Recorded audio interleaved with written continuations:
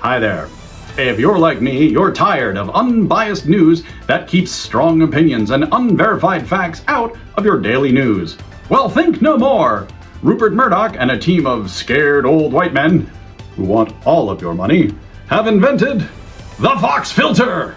Don't like the facts? Fox it. Today, an unidentified white male in his mid-20s opened fire with an automatic assault rifle at a public library, killing 6 unarmed patrons and wounding several others. Well, that's depressing. Let's get this story foxed up.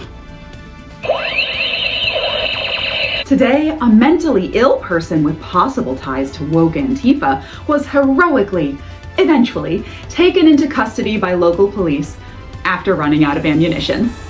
One white person was definitely killed, and several minorities, possibly illegal aliens, were among the very limited dozen or so casualties. The wounded have been arrested and will be questioned after the next election. Deliveries of thoughts and prayers are delayed due to Sleepy Joe's Build Back Better bill and drag queens. Wow, that was a much easier pill to swallow. And how about this gem?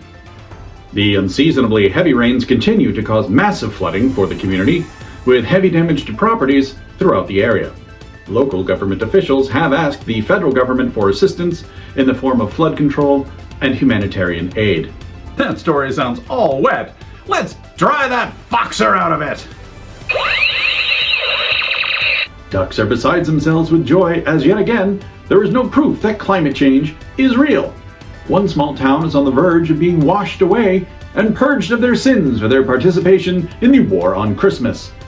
Local government officials have begged Uncle Sam for a handout, while presidential candidate Trump has already tweeted his genius insights on the matter, saying those local gold bricksters should form a Kickstarter campaign or organize a chutch break sale.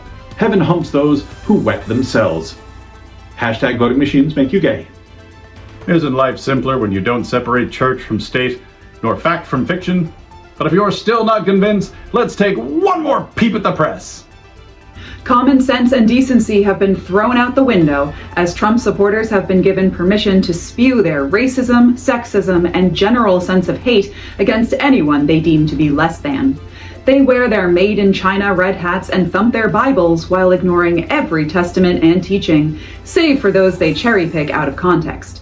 It is a dark time for the United States and indeed humanity. We can turn this frown upside down with some deep, heavy boxing!